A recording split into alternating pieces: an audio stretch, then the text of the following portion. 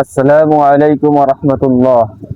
My dear brothers and sisters, welcome to my another new video from Mamun Academy BD. I am Mamun. I hope you are doing well.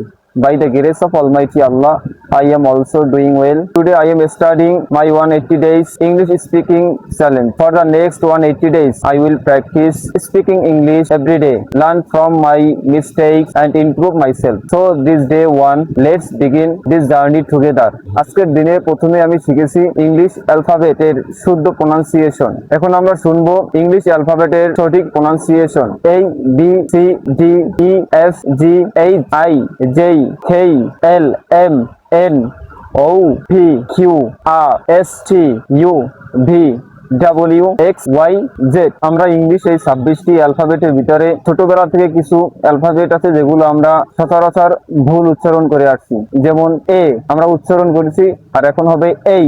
J জেই, কে খেই, O ঔ, P ফি U Q R আ, P T W W. এগুলো আমরা বারবার practice করব। এই ভুল উচ্চারণ গুলো শুদ্ধ করার জন্য এই অ্যালফাবেট গুলো আমরা বারবার এক নিঃশ্বাসে পড়ার চেষ্টা করব।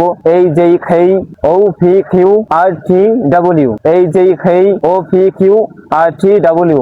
এইভাবে আমরা এক নিঃশ্বাসে 30 বার পড়বো। তারপর আজকে আমি আরো শিখেছি ইংলিশ 26টি অ্যালফাবেটের ভিতরে ভাওয়েল আছে 5টি, A E I O U, এবং পিওর কনসোনেন্ট আছে 19টি, এবং সেমি ভাওয়েল আছে 2টি, ডাব্লিউ ওয়াই।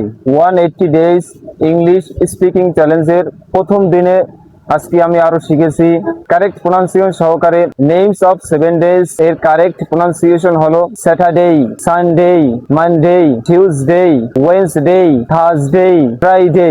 মুখের জড়তা দূর করার জন্য আমরা এগুলো বারবার পড়বো, যেমন Saturday, Sunday, Monday, Tuesday, Wednesday, Thursday, Friday. এরপরে আজকে আমি আরো একটি ছোট্ট একটি রুলস শিখেছি।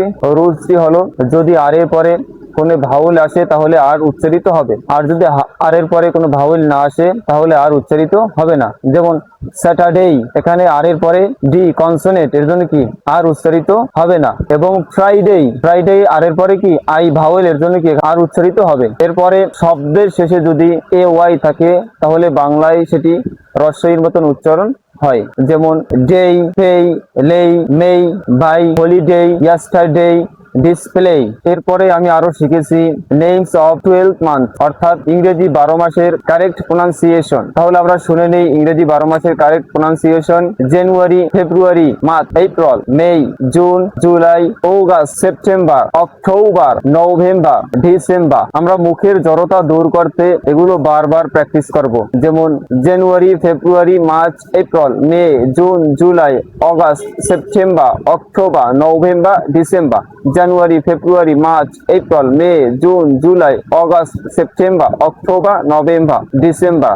জানুয়ারি, February, March, April, May, June, July, August, September, October, November, December. এগুলো আমরা বারবার রিপিট করব, তাহলে আমাদের মুখের জড়তা দূর হবে। এবং আজকে সর্বশেষে আমি আরো শিখেছি 10টি ভোকাবুলারি, যেটি আমার শব্দর ভান্ডারকে বৃদ্ধি করবে এবং ফ্লুয়েন্টলি ইংলিশ বলায় সহায়তা করবে। তাহলে জেনে নিই আজকের 10টি শব্দের অর্থ। ফেন কলম, থট পাত্র, প্যাট শয়ন কক্ষ, ফাইভ নল, প্রে প্রার্থনা করা, ফার্মিট অনুমতি, পোয়েট কবি, পোয়েম কবিতা, পোয়েট্রি কবিতা, পলিসি নীতি।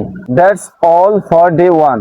I will continue practicing English every day for the next 180 days. I know I will make mistakes, but I will keep learning and improving. Thank you so much for watching. Assalamu alaikum wa rahmatullah.